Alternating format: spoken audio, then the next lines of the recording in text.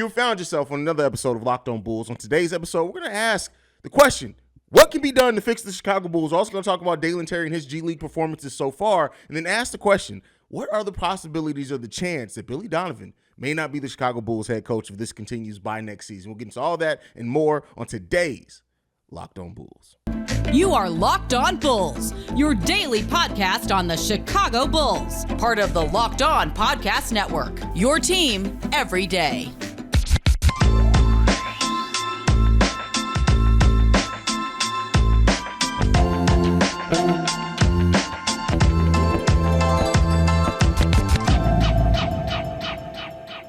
Thank you for tuning in to Locked On Bulls. Member of the Locked On Podcast Network, is your team every day. Today's episode is brought to you by BetterHelp. As the world's largest therapy service, BetterHelp has matched 3 million people with professionally licensed and vetted therapists available 100% online. Learn more and save 10% off your first month at BetterHelp.com/LockedOnNBA. That's Pat the Designer, host and creator of the Windy City Breeze. I'm Haize, host and creator of Chicago Bulls and Chicago Bears Central. And yeah, I took a night off last night. Pat held it down. Pat talked about this a little bit the first topic. I want to have this conversation together. I want to get my thoughts on it. Bro, that game last night was just despicable, bro. Like, that was despicable. That's such a good word. that was just a despicable Full-on game. Daffy Duck despicable, too. Like, Bro, a little spit in there. Despicable. Yeah, there you go. Yeah. You got it, bro. But with that being said, brother, I know you talked about it a little bit. I want to talk about it some. I'm going to take the reins here for a second, and if I start talking too long, just tell me to shut up. Don't worry about it. But with that being said, the Chicago Bulls have so many issues, and the thing that concerns me with the Bulls is that it's not just skill level. If it was skill level, you can do something. It's not just playing players out of position. It's a heart thing at this point. And when you start having to question your team's heart, it's a downward slope from that point on. And not only the heart of the players at times, the heart of the coach and Billy Donovan and what he does, his decision making. Like, how many times you would think that you would learn from the Brandon Ingram experiment that when you put Alex Caruso on longer players that can just shoot over him when they're already hot, it's not gonna change anything. Once again, taking Patrick Williams out of situations which he should have been in the crunch time. He ends up playing over 30 minutes, but I'd say probably 8 or 10 of those minutes were in garbage time after the game was decided. And then even Javonte Green played 3 meaningful minutes, and then everything else was in garbage time. And this is the guy who has been playing pretty well for you energy-wise defensively. It's so many things in this team that when you look at like what needs to be done to fix this Bulls team, first it has to take with heart and pride. This team has to take pride in how they defend. We've seen this team. They can be a top 10 team defensively. They can do it. They did it last season. They did it. They started off at the beginning of this season, the first 3 or 4 games being top 10. You have to take pride defensively. I don't care how much you can score. If you can't defend anything, it's not going to get anywhere. The Denver Nuggets beat you with their best player and a 2-time MVP scoring 8 points on you, only taking 4 shots. That is a heart thing. This team has to lock in and figure out their identity, figure out their heart. That's what we thought they were doing in training camp. Yeah. But it's just, bro, looking at that game last night, bro, and rewatching the fourth quarter this morning, it was hard for me not to be disgusted in the effort, bro. I'm not even gonna lie to you, man. And here's the tough part. They're doing something right. Mm-hmm. They're still top 10 defensively. Are they? They're still top 10. They have the 7th best defensive rating in all of the NBA. Wow. So they're still doing something right. But for me, it's about consistency. And for me, it's about the mentality, right? You talk about it as heart. I talk about it as a mentality. Their mentality coming out in a lot of these games has been, and I think it's just a reliance on what's been there, is we can get back. We can fight our way back. Let's take our time. Let's do it. And it's like, listen, bro, like I hate to tell you this, but you're not the Golden State Warriors. You're one of the worst 3-point shooting teams in the NBA, which is a big help in getting you back. Now, you have some players that absolutely can spark it up, right? Goran Dragic can, Zach LaVine, if he gets hot, can. But if those guys are off, you don't have a ton of options to go to get yourself back into it. It's a mentality thing. Billy Donovan called these boys out last night and basically said, you're sitting, and we see it. We see it. And let me know if you saw this as well. Foul happens on the other end. Mm-hmm. Vooch, DeMar, Zach come down, and they do something to either pick up a foul or travel or something on the offensive end. on the defensive end. And it's compounding it, and they arguing about the play that they just walked away from 2 plays ago. Yes. We keep singing that. And Billy Donovan called him out. He's like, you can't live back there. There's nothing. And I've seen it twice. I said this last night on the show. I've seen it twice. There's only 2 times in my life where I've ever seen a player call out a ref and the ref changed the call. One of them was Michael Joe do Jordan. it once? Didn't Joe do it once too? No, Joe Thibodeau did it once. Thibodeau called out a ref, got a tech, and then they reversed the call. But I'm sorry, don't let me tell you. Fibbs did. Okay, I give you 3 times, but that's a very different, to me, right? That's coaching, and maybe they huddled and somebody was like, he's got a point. Yeah. But I've only seen one was Jordan, the other was Charles Barkley in his MVP season.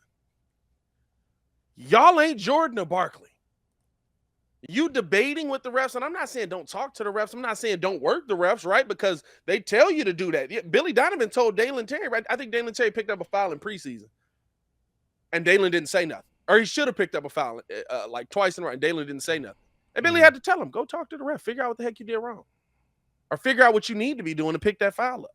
That's the only way that they're going to build this relationship with you. So you have to be doing those things. But the problem is, you're doing it too much, and you're not getting back, and you're compounding the issue with another issue on the other end. I keep seeing that. That's the part that hurts me.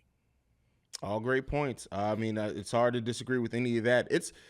Like the thing with this is, they let the refs get it, and I do think to a degree there have been some bad foul calls on the Bulls. Absolutely, I think everybody would acknowledge that to a degree.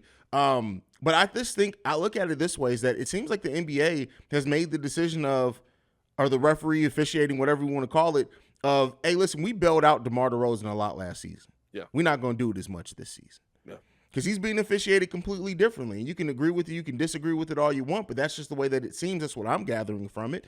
And that was the question I asked. That was the question I asked. How's this team going to play if DeMar's not getting those calls? We've seen games where he's gotten those calls. In Toronto, anytime he plays Toronto, he's going to get them calls. Oh, for sure. It's like in Toronto, it's like a respect thing. It's like, bro, he put up more points than you have here. Like, we're going to give him those calls. Like in Toronto, he's going to get those calls. But outside of that, right, we haven't seen DeMar get a ton of those calls. We haven't seen DeMar living at the free throw line a ton this season. We've seen him have moments. I think in the Boston game, he got to the free throw line a ton. The one we came back. Actually, I think in both Boston games, he got to the free throw line a ton. But you have to be able to live outside of just getting to the free throw line. You have to be able to find an offense outside of just getting to the free throw line. And it seems like right now, right, everybody is just looking for the guy that is okay, who's going to fix what's happening right now? They're not moving. They're standing around. They're waiting for something to happen. The only person I see moving sometimes, and I'm not saying he does it all the time, is Patrick Williams. And it's because he's trying to rotate down for a rebound off of his shot because he knows he's bigger than Muzz and he can just body you out the way and go put it back up. These are facts. You got to be moving. It doesn't seem like there's a lot of motion on offense. It doesn't seem like there's a lot of defensive intensity on the other end. It seems like you got one option or nothing. And this is off of 3 days of practice or three days off and a couple of practices in there. What is it going to look like when you're just going out there playing ball? And maybe it looks better. Maybe it does, right? But I mean, we saw the Bulls in the first quarter for the first bucket they got move the ball extraordinarily. It looked beautiful. And we never saw him do it again. And that's the thing is that this team has success. I don't know. I mean, yeah, I get it when you face some adversity. You kind of default back to whatever your instincts are, but you would think that they would have started building that into part of their instincts, and it hasn't. Like this team, there's a lot of blame to be put on, Billy Donovan. There's a lot to be put on players. There's a lot to be put. His adjustments were awful last night. Terrible. There's a lot to be put on players that we pay a lot of money that just aren't performing. And I love Zach LaVine. I love that he's here. I said that he deserved the max, not the super max, but the max, all of that. But the way that Zach's been playing so far this season, if this goes through the whole season,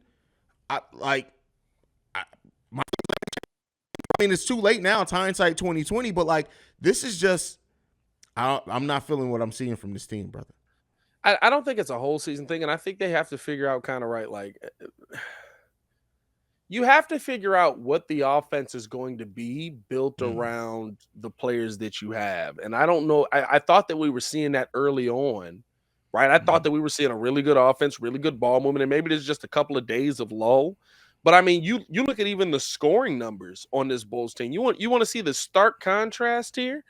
Starting the season 116, we scored 100, we scored 96, 120, 124, 124 and a loss, 110 and a loss, 108 and a loss, 106 and a loss.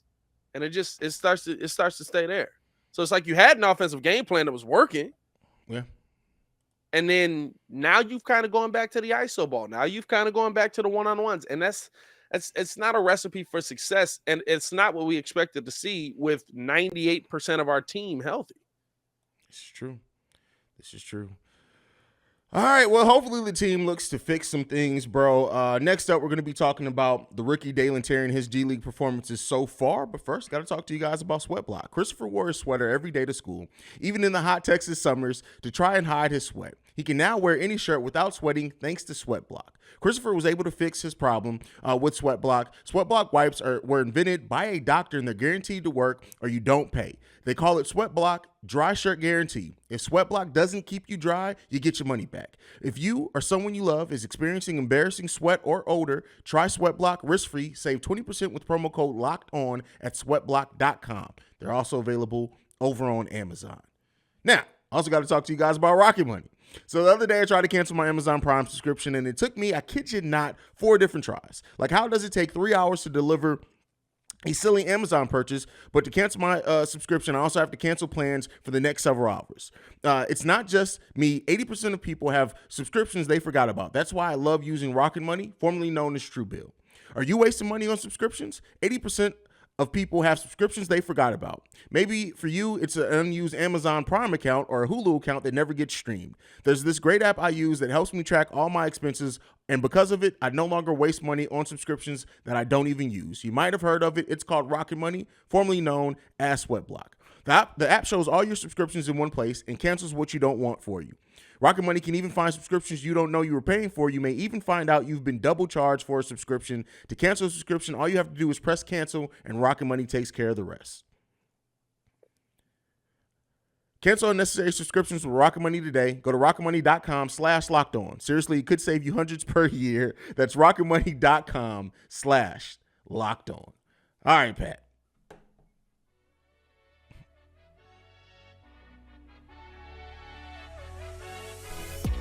We want to thank you for making Locked On Bulls your first listen every day. For your second listen, make sure you go check out Locked On Sports Today. From games that matter the most for the biggest stories in sports, go behind the scoreboard and behind the scenes with local experts and insight that only Locked On can provide. Locked On Sports Today, available on this app, YouTube, and wherever you get your podcast. All right. Bro, the rookie Dalen Terry, even though he pulled double duty against the on Sunday, that's wild, bro. That happened one time. There was another player that played for the Bulls one time that did double duty. Maybe it was Antonio Blakeney. But and by the way, he looked the best. Oh. He looked like he had the most heart out of almost everybody on that team. Bro, I mean, because listen, he had played a game like he's energized 6 hours before and ready to go. But hey, have you gotten a chance to watch some of his performances so far? I watched Sunday's game while basically while being depressed about the Bears losing. So I needed something to cheer me up. So I watched Sunday's game while I was being depressed about the Bears losing to the Lions. Okay, I like what the kid's doing, man. You can tell he's got game. You can tell that game could be NBA ready, but he might not believe that yet. You think he doesn't believe it yet? I think he's trying to figure out how to attack, when to attack, on the NBA level. He's not getting the time to do it really, right? He got it in the last game, kind of garbage minutes. He's not getting a ton of time to do it. But you can see he's confident in what he does. Like, when you see him in the G League, he's just like, bro, stop playing. Pat, dish, rebound, take this with you. Yeah. The thing for me in his first G League game, the very first one, is you can clearly tell that Dalen Terry made everybody on the floor better when he was on the floor. Yes. Kostas Antetokounmpo, who has looked marginally okay so far in the G League season, had his best game and his best time when he was on the floor with Dalen Terry as well. Marco, a little bit better. He's been having a pretty good G League season overall too. But like, That's the thing that's special about Dalen Terry, and I've always said this, right? We've both said this. I don't just take all the credit for it. Is that it's not necessarily, he's been scoring down in the G League, 18 points in the first game, 12 in the second game, if I'm not mistaken. But it's everything 10, else. 14 and 10. 14 and 14, one or the other. And it's his ability to do a little bit of everything on the court, and that court vision. Boy, that's NBA. If we had to pick any skill from Dalen Terry that's NBA ready right now, I don't even know if I pick the defense. I'm picking the court vision, the playmaking. That boy can pass. I would agree with that because I think that everything else to me, he just doesn't have the size for right now. Like he doesn't seem light on the G League court. Like when you see him out against the G League players, he looks like he's one of the, hey, I'm 6'7". I'm built a little bit. I'm stronger than you are. I can get past you. I can get to the bucket. On an NBA court, like last night when he got in the game, even against like the end of the bench players, I was like, man, he looks so small, and he's 6'7". Mm-hmm. He's not small. He's 6'7". He's got like a 7-foot long wingspan. Like he's not tiny, but he just looks so small compared to everybody on the court. So I think they're right.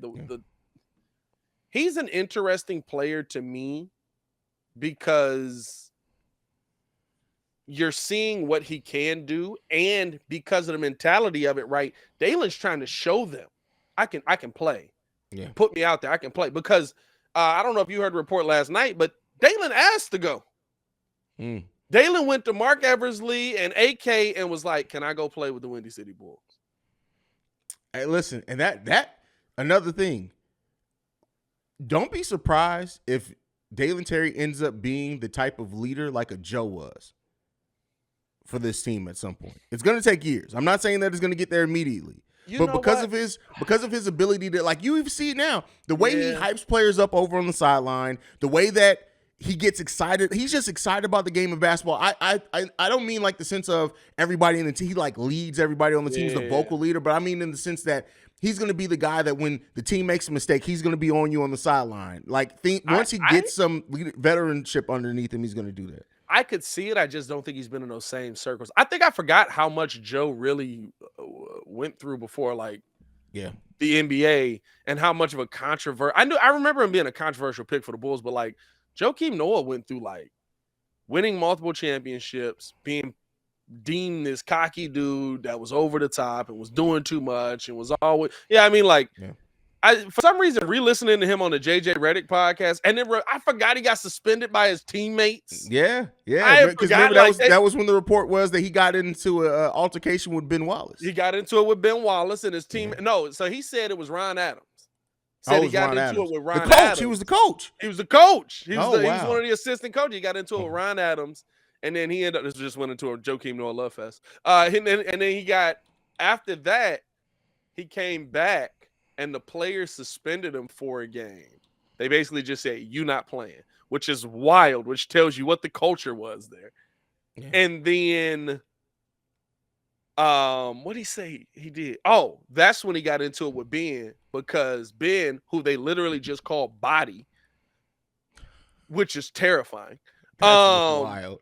was in the locker room joking around after they got beat by like 50 to the Magic. And so that's how he ended up getting into it with Ben Wallace and all. But it's just, I could see, I think, right, Dalen just didn't come in with those same experiences. That's the whole point of me bringing all that up, where so much happened for a 3-year span from Joakim Noah going championship with Billy Donovan to the Bulls, who like lost the first 9 out of 11 games. And then him being suspended and him being right. So I think all of that made Joe. But like I could see Dalen trying to be that mindset. I think Dalen fits really well with Chicago. I think he's so gritty. Sure. He's so, I think he'll be a player that we look at. And the player that I'm gonna be real with you. This is a tough statement because he's a rookie. That's the player that we need. Oh, for sure. There's nobody to call out DeMar or Zach or Vooch right now. Io does it somewhat. Yes, Io definitely does, but like, I feel like they also dismiss Io a little bit sometimes. And be like, all right, kid, get him out of here. You know what I mean? Like, yeah. Like, you need that dude that's like, hey, we got to make this play. I'm gonna punch you if we don't make this play.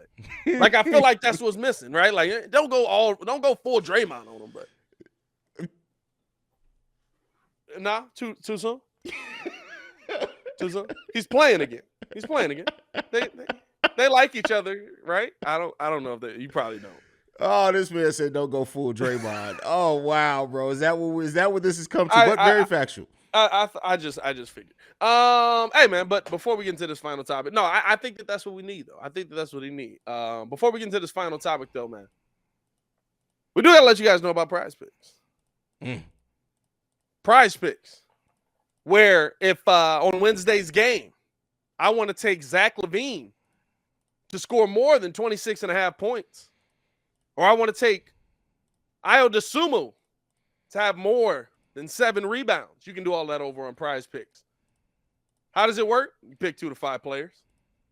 And if they score more or less than their Prize Pick projection, you can win up to 10, hear me now, listen to me, 10 times your money. They offer projections on any sport you watch. This includes NBA, NFL, MLB, NHL, PGA, college football, men's college basketball, women's college basketball, soccer. Y'all know what I'm saying. Entries can be made in up to 60 seconds or less. It's that easy. Safe withdrawals and fast withdrawals. That's the important part, right? Currently operational in 30 states and in Canada. So what you need to do, download the Prize Picks app or go to prizepicks.com to sign up to play daily fantasy sports. First-time users can receive 100% instant deposit match up to $100 with the promo code Locked On. If you deposit $100, Prize Picks will give you $100. If you deposit $50, Prize Picks is giving you $50. Don't forget to enter the promo code Locked On and sign up for an instant deposit match up to $100. There you go. Dollar bill, yeah.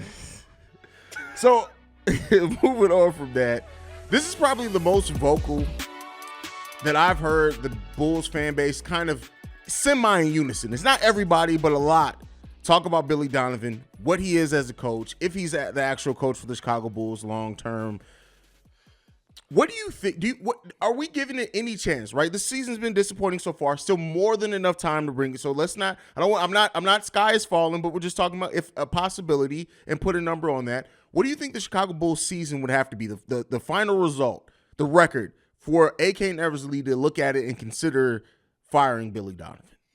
I think it's all encompassing, right? Like it's all, how does the season go, or how healthy are we? How, you know what I mean? Like it's all encompassing, but. To me, right, you would have to be fighting for that last play-in spot because the East is that close, right? Like here's the thing. People are going to look at the Chicago Bulls this year, and if they get 7 or 8, they're going to say that's a failed season. This is true. Because that's the play-in tournament. No, that's a playoff spot. That just became the play-in tournament. That's a playoff spot. And that's how the playoffs sometimes go. When you have really good teams in your division. Yes, we grew up in an NBA, or a lot of people, I shouldn't say we, a lot of people grew up in an NBA where the East was weak. When the Derrick Rose Bulls was in the East, I mean, you got Bron, you got Rose, you got Indiana.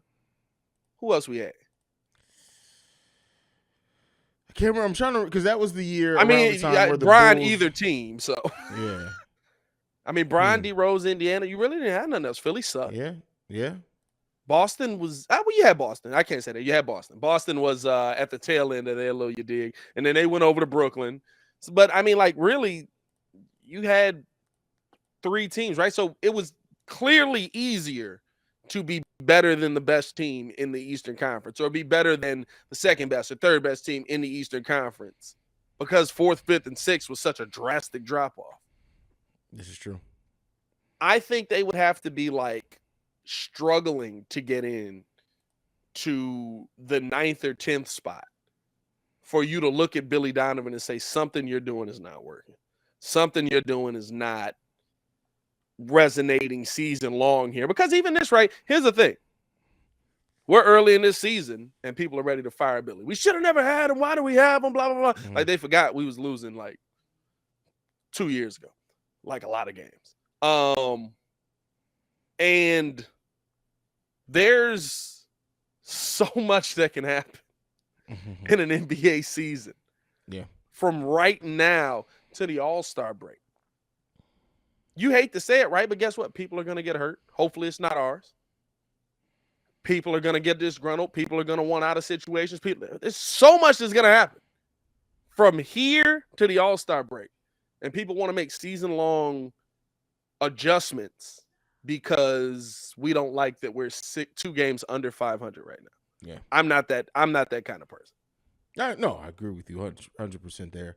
What do you think is more likely? Do the Bulls have a finish like that, or do you think they end up making I don't want to say major because I don't think they make a superstar type move, but do you think that they make a deal by the trade deadline this season? I think I could see them making a deal by the trade deadline. I think you have to. I think you need something else at the 4 spot. I don't know if you're going to get rid of something major. Mm-hmm. But I do think I could see them making a deal at the trade deadline because I think there's a lot of teams that have a feeling that they're in a good position and the season's not going to play out that way. And so there'll be players that are up for grabs, right? Or even, right, teams that have to have some foresight, right? Like I look at a team like the Thunder. It's weird to say, but the Thunder got too many good young players. Like you look at the Thunder and you're just like, man, he could play. He can play. He can play. I got a lot of dudes that can play. Who's going to put all them together? Who's going to pay all of them? Who's going to give all them some money? You know what I mean? Like, so you gotta also look at it like how teams are going to build stuff. Even a team, right? I would bet you AK's on the phone with the Magic right now. Oh, for sure. Hey, man, what y'all doing with all these doggone power forwards and centers? I guarantee you, and I'm not going to say by this trade deadline, but by the draft, they're going to be 1 or 2 of those players that are gone. Here's the weird part for me. Mm-hmm. What? This is a weird part about the Magic, and the Magic is a team I think that he's actually on the phone with. Because I think we got pieces that we could sit in there and they could send back here. What don't the Magic have too many of? Don't it feel like the Magic have too many forwards, but also too many guards? Like, don't it feel like they play with a 30-man roster? Suggs, R.J. Hampton, Markelle Fultz, and Cole Anthony all. That's just a lot right there. Yeah, but they also got Paolo Banchero, Wendell Carter Jr., Bol. But I just mentioned guards. But yeah, no, I agree. I was just mentioning guards. You know what I'm saying? Like, yeah. It feel like they have too many of everything. I mean, right now, this is the thing, right? Right now, just because they're trying to put the best players out on the court, they're playing. You know, Franz Wagner's starting as their 2 guard. Is he really? He's starting as the 2 guard. Franz Wagner for being able to do that, but is he real? That's crazy. That's crazy. He's their starting 2 guard right now. Hey, bro, they just trying stuff. They're not really, bro. They're not really in the NBA, bro. They're literally just like, hey, man, listen, we don't care about wins. We're trying to see who's going to develop what skills for this team. So here's the thing that I would say. What first round pick they finna go get next year? Like, there's no more room on this team. No, that's why I said they're going to have to make a move. And honestly, if I'm the Bulls, I'm on the phone. Not the Wagner that Stacey King would want, but I'm on the phone about Mo. Mo kind of mid though. But bro, you got to Mo look. Would help though. Mo would help a lot of what we do. Yes, that's not a bad thing. Mo has a PER of almost 20. So he's playing efficiently in what he does. And especially when you're thinking about the fact that, right, we just got the report, this morning or yesterday, that Kobe White could be on the move. Yeah. Kobe White's a legitimate 2 guard. Like, he looks small. He's 6'5", 6'6". Yeah, he's 6'5". Like their guards are like 6'2". So on that team, Kobe's a legit 2 guard. And Kobe could have an opportunity maybe to get back in the starting rotation. Contract situation works out a little better there. Yeah, that's not a bad take there, bro. I'm telling you, I would not be mad at taking a look at Mo at all. 6'11", 245 pounds, a big that you don't want him going out. You're not gonna you're not saying Mo takes 6 threes a game, but he has hit this season he's down. He's hitting it at a 32% clip. Last season he hit the 3 at a 37% clip. He played us a lot. Yeah. That's the other fear, right? Are we looking at somebody that cooked us? Well, the thing is too, he's been injured most of this season. Okay. So you'll be taking a roll of the dice there. But I don't know, bro. I'm not necessarily like I said, and the reason why I would say Mo is because I don't see the Bulls making a major trade and giving away a lot of salary. I don't know what Mo Wagner's salary is off the top of my head, but that is a doable move for the Chicago Bulls to add a player at a position of need, bring some size, bring some rebounding, bring a little bit of shooting. And the thing is, Mo's just played on bad teams his whole career. He's going to get wide open threes on the corner, and honestly, trust him to hit that at a better clip than what we've seen. P. Will's doing better. This is not to slight P. Will, but like having Mo as a backup power forward for this team, if they think he's going to come back, I'm not mad at it, bro. I would like that. I don't know what his injury situation is, but I would like that. I'm not mad at that, and I think that's going to be the focus right now. I think that's kind of what this team is, right? And that's what AK is looking for, right? Like you're gonna make some moves to try and build on the continuity that you have here. It's the reason I don't think Billy Donovan will be going. Now, listen, if we completely blow it down our legs the rest of this year, then yeah, Billy Donovan's probably going to be out of here because clearly there's a message that's not getting passed down to the players. That might be the case already, right? Because we hear Billy Donovan coming to every post game talk about, this is what we're talking about in huddles. This is what, and I don't see it on the court. I ain't seen it one bit. Not even a little bit. I haven't seen it a little bit. Like I'd like to see it a little bit. I haven't seen it a little bit. So like maybe we're already to the point where the players are kind of like tuning him out and just doing their own thing. I don't think we're there. It doesn't feel like we're there. But I mean, the last year and a half, we've heard players talking like that. But continuity isn't just about the players. And I know, right? Like we want to win now. We got to win now. The Chicago Bulls weren't coming into this season to win the NBA championship. Like this is, as much as people don't want to admit that, you're absolutely right. They weren't. They weren't coming into the season to win the NBA championship.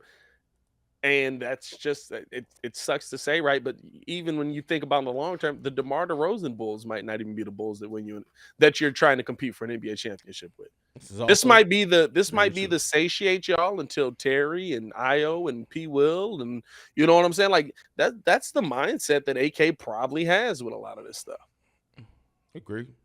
So, I mean, we'll see how this team looks. Like I said, I'm not necessarily ready to say as some Bulls fans, let's just change it all. But I do think that we are starting to see like the Bulls need some size. And to your point, mentioning Kobe White, the fact that he is out there. If the Orlando Magic are trying to get or up their stakes to get, it'd be wild if they get Victor Wembanyama a year after signing drafting Paolo. That front court would be ridiculous. Oh my God, you get Ben Caro and you get Wembanyama. Oh my God, trade everybody else. Like literally, they're right now they're starting 4 players that are 6'10" and above. They may take a look at Kobe and say, listen, we can give Kobe 20 shots per game, and if he doesn't work out, that's cool. We're trying to get Victor. We gave up Mo, and we're trying to get Victor. Yeah. And I just looked it up. Mo's salary is only $1.8 million, so they'd have to include some other things. No, he was undrafted, right? They just brought him because his brother got on. He was there a year before that. Did they draft him? They didn't draft him. They did not draft him. I was gonna say they just brought him in, and then Franz came in and got drafted. I just think that was a luck of the draw thing, honestly, bro. Because I don't know if they were necessarily planning on that. Because so I'm just going over it. I know Franz was a lottery pick. Yeah, Franz was a lot. Yeah, because that was our pick. So he was absolutely a lottery pick. Which crazy, bro. But yeah, I mean, so Mo Wagner has been there since 2021. So he was there a year before they got Franz. Yeah. So let me ask you this: what is to close out the episode? What's the max on Billy? You muted yourself. I don't even know how you did that. I was talking to my son. Okay. What do you mean the max on Billy? Like, what is the max amount of years that you think the Bulls are going to hold on to? Like, is it just to the end of his deal? Does he make it to the end of his deal? If you're preaching continuity, I think everything. Even if you're just mid, right? Like if we're the 5th seed for the next 2 years. That's the thing. I think that he has 1 year left on his contract after this season. Yeah. I see that they take a look and totally reevaluate. I still think there's a chance he may be back after the end of the contract, but I as of right now, I think it's 50-50 that Billy Donovan gets another contract with the Chicago Bulls, and it's 50-50 by the end of that contract, they start looking at another coach. I'm not mad. I can't say you're wrong. Like Billy he's definitely got to show more. He's got to show more. And the players have to show more as well, but Billy's got to show more. Yeah, because you got to look at it. That may be the perfect time to reset. I'm the person that puts so much on the players. Like I'm like, I listen, know you do. I know you do. And I put a little bit more on coaching. We kind of we balance each other out. We balance each other out with that. But listen, Billy, like you got to put the players out there. Like there's no way you see Caruso just getting babied and you're just like, this is fine. Yeah, that meme of the house being on fire and the cartoon characters like, yeah, this is fine. Everything's good. That's Billy Donovan. Yeah. That is what he's like sometimes, though. Yeah. Oh, wild, Billy, we hate you. But that's it for today, we brother. hate love you. We hate love you. It's the other way around. It's all love at the end of the day, but like sometimes you just, good Lord. But yeah, man, I think that's it for today, man. We gave him a fire episode. We gave 5 minutes over. We putting our jobs on the line for 5 minutes for y'all. So shout out to y'all. Follow us on everything at Locked On Bulls. Make sure you follow me over on everything at Pat the Designer. Appreciate y'all for tuning in and showing love, man. Absolutely. And you guys can follow me at CEO Haize, CEO Haize. And thank you for making Locked On Bulls your first listen every day. For Pat the Designer, I'm Haize. This is Locked On Bulls. We out this mug. Peace, y'all. Peace. Yeah.